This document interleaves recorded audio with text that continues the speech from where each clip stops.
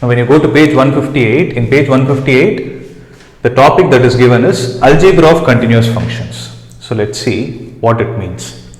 Suppose you have two functions f of x and g of x, and both are real functions. If suppose f and g both are continuous functions at which point at some real number c, then you can perform four basic operations between those two functions. What are the basic operations? You can do addition, subtraction, multiplication and division. If suppose f is individually a continuous function and g is individually a continuous function, then f plus g put together will also be a continuous function at the same point x is equal to c. So here the condition you are supposed to notice is you need to have this point x is equal to c in your mind. Okay. So let me take an example and prove. Instead of proving, I will show you how to solve the problems. For example, let's say f of x is equal to sin x. So we know the domain of sin x is x belongs to R. Similarly, g of x is, I'll take it as cos x. The domain of cos x is also x belongs to R. Now, you need to check the continuity. Let me say there is a point C which is equal to pi by 2. So C is equal to pi by 2 is definitely a part of this domain R. Now we will check the continuity of the function f of x plus g of x, f of x minus g of x, f of x into g of x, and f of x divided by g of x. If suppose the function that is given, let's say there is a function h of x that is given, which is f of x plus g of x. It is going to be sin x plus cos x. So I will erase this part. So if it is sin x plus cos x, now they are asking you to discuss the continuity of h of x at the point x is equal to pi by 2.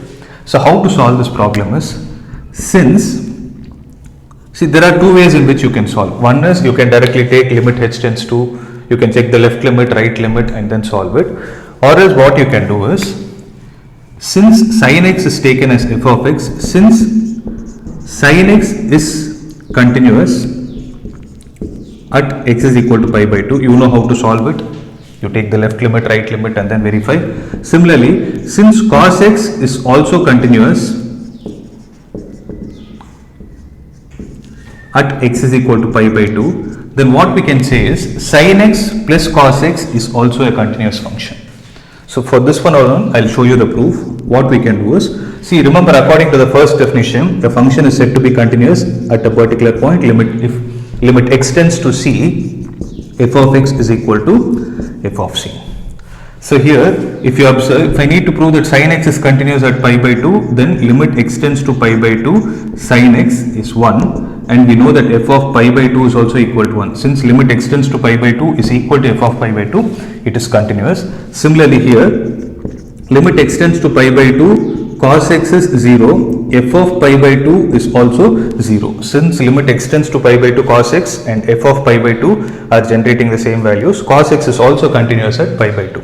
So from this what we can conclude is, limit x tends to 0, h of x is equal to limit x tends to 0, not 0, pi by 2, I am sorry. So limit x tends to pi by 2, what we will write? We will write f of x plus g of x. Now what will happen to this is, it will be limit x tends to pi by 2. In your limits, you would have learned that when you have algebra of functions, the limit can be spread to each function. So limit x tends to pi by 2, you can write it as f of x, plus limit x tends to pi by 2, you can write it as g of x. So here f of x is going to be, I am replacing f of x with sin x and g of x with cos x. So when you write something like this, it will be, so since this is also a continuous function, this is also a continuous function, we can say limit x tends to pi by 2 is also equal to h of pi by 2. You can definitely get this condition to be satisfied. What is h of pi by 2?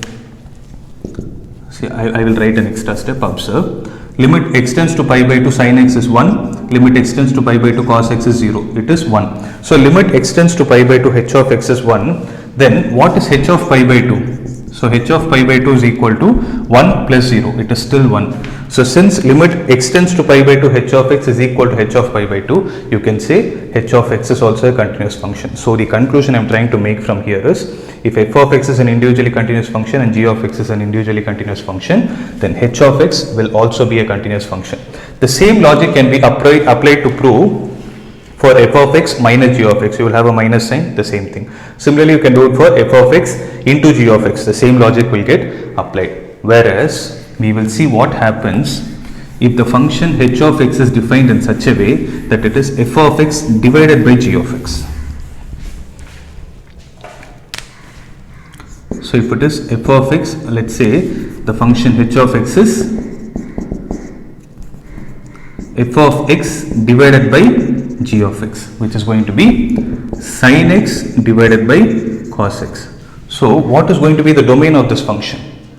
So the domain of this function will be all values of r except odd multiples of pi by 2, and the reason for this is sin x by cos x is going to be tan x. So what you can say according to this problem is, here if you observe the theorem says that f of x by g of x is continuous at x is equal to c, provided, I am stressing on this point, g of c is not equal to 0. So what is the point that is given here? So pi by 2 is given here. So at x is equal to pi by 2, what will happen is f of x by g of x cannot be continuous because it is not there in the domain itself. Okay. So at x is equal to pi by 2, you cannot speak about its continuity since this point is not existing in the domain. So what we can conclude from this is f of x by g of x is a continuous function at all values of x in the real number system except at 2n plus 1 pi by 2. So this is how you deal with problems which are based on algebra of continuous functions.